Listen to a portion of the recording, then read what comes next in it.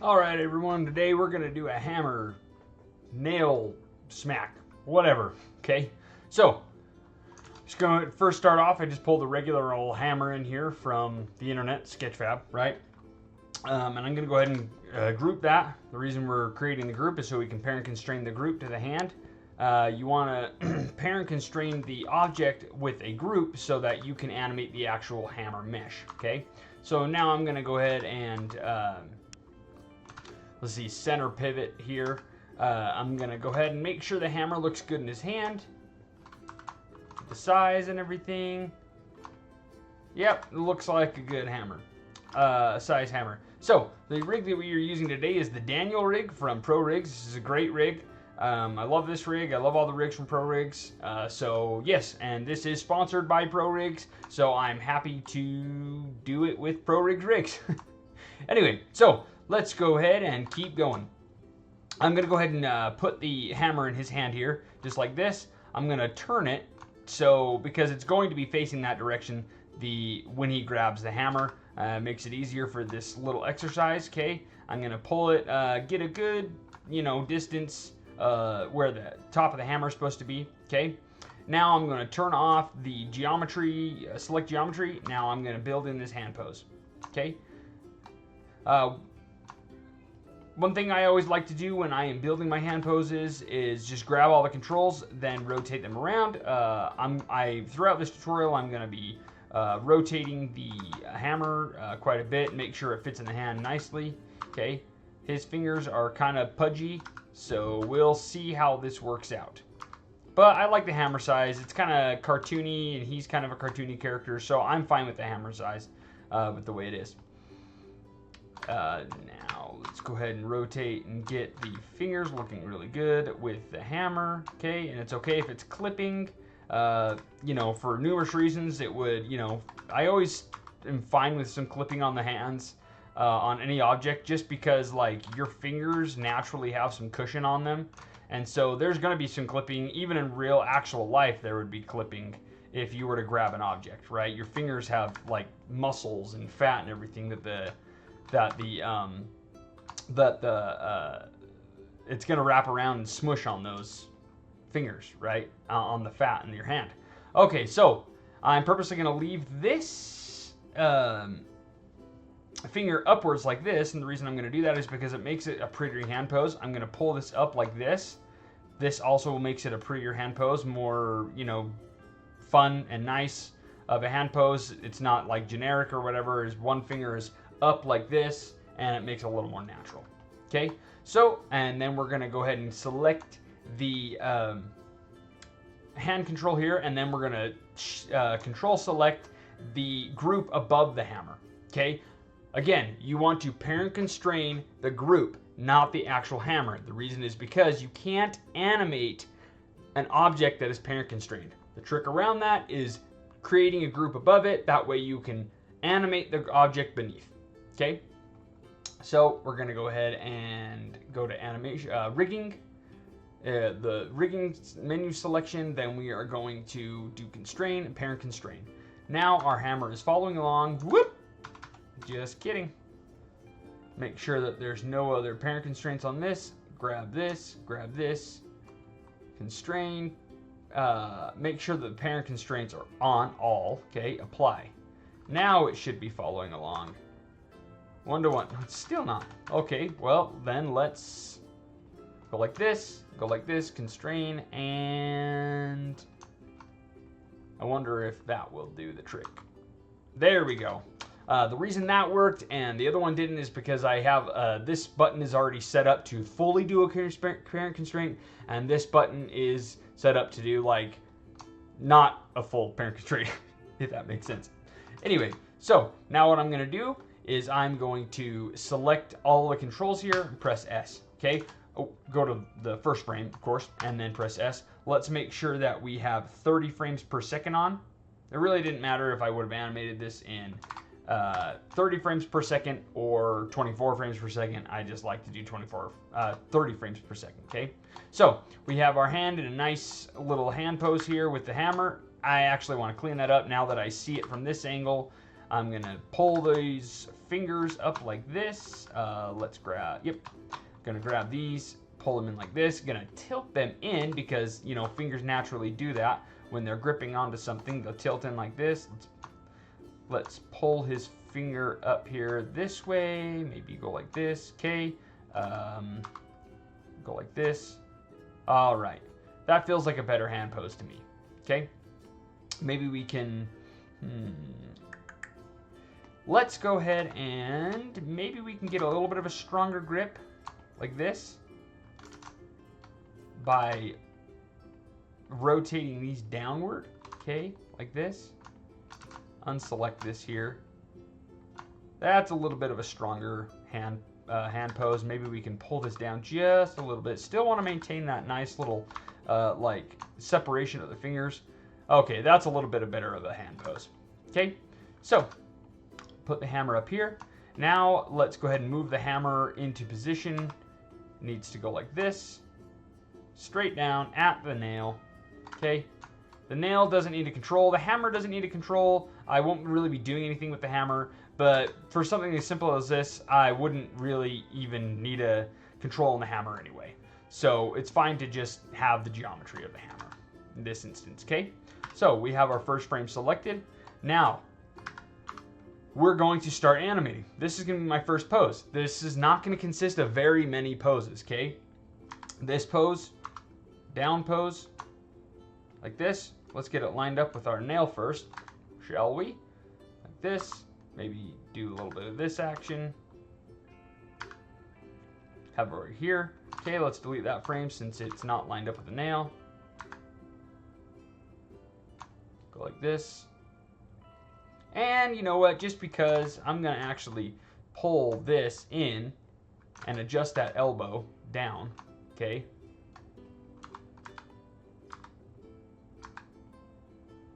And pull that arm down just so it's a little bit cleaner and nicer of a like arm pose. Just because I didn't like that arm pose coming straight out on the kinked wrist. Okay, so we have this like this. Now we're going to have it maybe even come back just a little bit back here like this. Okay, line that up with the nail hammer again. Let's see how this is going to look on our pose there when it gets down. Let's see. Let's see. I don't have any reference, but I don't want to look up. I can just go like this. Looks like we have a little bit of kinked wrist, just a little bit, and that's fine. The whole arm is going to be doing the hammering, so maybe we can actually pull it down just a little bit more, like this. And then we can pull this first frame down so it's not quite as kinked, okay, like this. We can put that on our second frame, and then we can go like this with our arm. And this is honestly going to be our main action, okay? And we want to get a little bit more smack out of it, okay? So maybe we can do this. And when it hits, I actually want it to remain down there at the bottom because it's going to hit and kind of stay there. Boom, boom, boom, boom, right? So, boom, boom. It's gonna hit, and then I'll have them come up and rest, and then go for another hit, okay? Have them come up and rest right here. Maybe this can go back a little bit like this, okay? Boom. Rest. I kind of want to bring the resting pose right here. And then he's going to come back up to create a loop. Okay. Let's go ahead and make sure that our blocking looks good with that. Okay. Let's go ahead and press S, less than sign and S. Okay. I'm just kind of going fast here, talking it through with you guys as I go. I like this idea a little bit more. We'll see how this idea goes a little bit more with the like tutorializing it and having you guys follow along. So I'm not just, it's me actually talking to you guys, okay, while I'm doing it. maybe you guys will get a little bit more out of it that way. Okay, so it's going to come down pretty fast, and then it's going to have a little bounce, and then hold there, okay, like this. We're going to have it hold, and then it's going to come back up like this. Let's have it do this. Then it's going to come back kind of slower, and then he's going to go, he's going to, let's see, he's going to pull back up, hold there for a minute, and then go back down. Just like that. There's our loop. Okay? Always want to create loops. It gets you good at a lot of stuff. It gets you really good at like thinking through animations for games, and it really like makes you better at like looping things. It honestly helps you with your graph editor a lot. Learning to loop your animations, even for cinematic stuff. Like you don't loop animations in cinematics, maybe besides a walk cycle, but it's still good to know. Okay, for cinematics is and like it gets you practicing with your graph editor, so it's good to do. I kind of want to hold at the top just for a little bit. We'll see though. I actually like this pose being the pose that it ends on, and then it comes up to do the hammer. Maybe not up so far.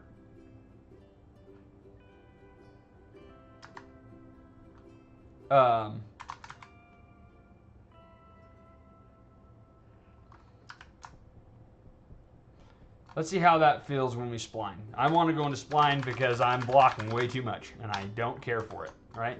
A lot of my tutorials, all my tutorials, I barely block at all. And because I hate blocking. And so I just kind of get the main poses in there.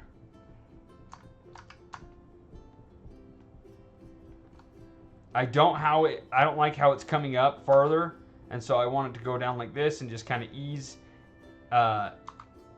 you know, rotate down like this, and then it's gonna come up like this. Okay, he hits it.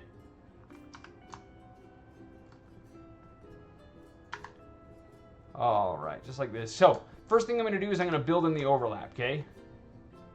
I actually don't like how much it's like suddenly going up. It's coming. I want it to come up, and then I want it to hold for just a minute. Up. Okay. I want it to hammer down quicker. Okay. So on that, it's going on that initial hammer, it's going to bounce a little bit. Let's do it in one frame. Okay.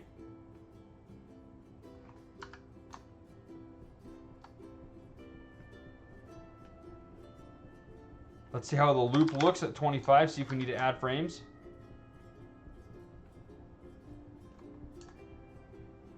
I like how it's feeling. Okay, as it goes down, as the hand goes down, I'm going to have it rotate upwards. Make that harder of a hit. Okay, as it comes up, I'm going to rotate it down like this. Oh. Okay, let's make sure that he's still picking up the hammer at the same time. Okay, pull this just a little higher. Maybe pull this just a little bit higher as well. Okay.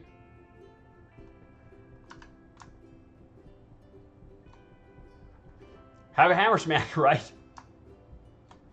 I don't like how much it's like how fast it's going like this. Okay, so I'm going to pull it like this. And then I'm going to pull this up as well.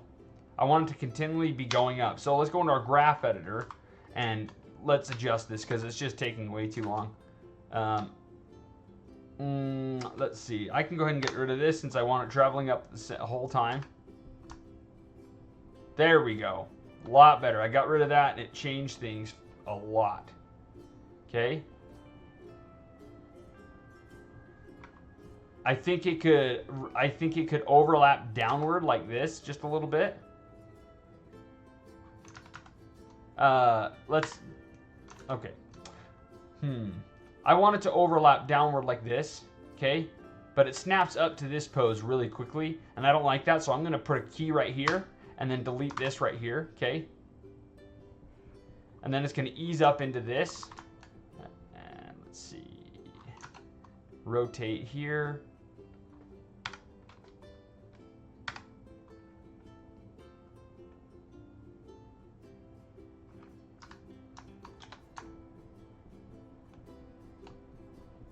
Okay.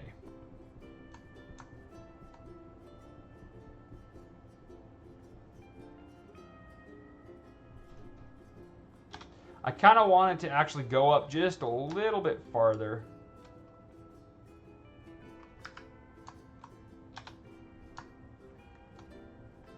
All right.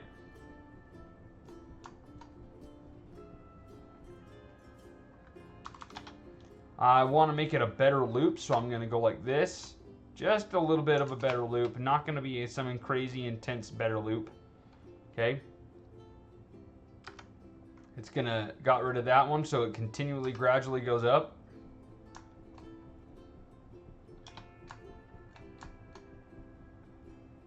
I want him to bring it up.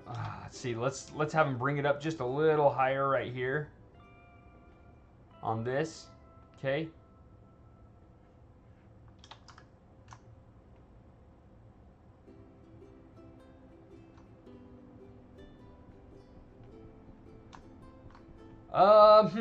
I'm kind of wanting to do like him rotating the hammer back farther, so he can like really, you know, like smack that. There we go. Maybe we can add one frame right here.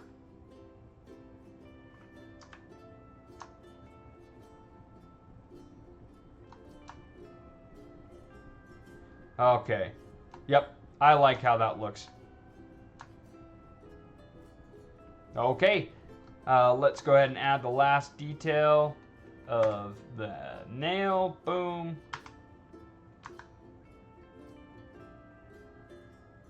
The big thing to keep in mind here is the spacing, right? The spacing of the hammer, right? Look how far, like, the hammer goes down. Okay, look how far, like, the hammer is like right here, and then boom. It's not. Let's go ahead and like see what it looks like if we do it like this far, right? Like this, do this. I mean, it still has like some power to it, right? So let's not pull it so close. Let's pull it up here. It still has a bit of power because of how least amount of frames I have. That just doesn't feel as powerful because I added a frame in there. But I like how snappy it was when I did that. So I'm going to keep that. And the path of action of the hammer is really making it okay that the spacing is that big. If we look at our like curve of our hammer here. Let's see. There we go. Okay. All right, I like that. Maybe, and if we want to make it a little bit sweeter, we can go like this. Grab the fingers, and when it comes up, have it grip more. This is just a little bit of detail that we can add to the fingers. Don't worry about protruding the hammer, okay? And then have the fingers loosen up as the hand comes back up, okay?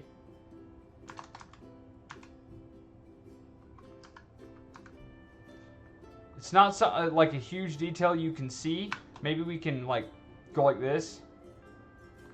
Maybe we can make the fingers a little more loose around it like this so we can really see that.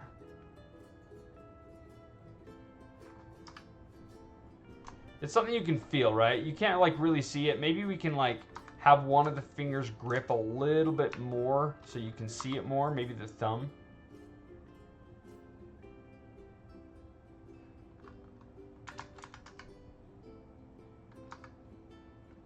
And then have the thumb come more up like this, maybe.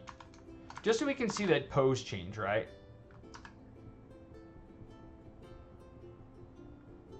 All right, let's have it open up just a little sooner.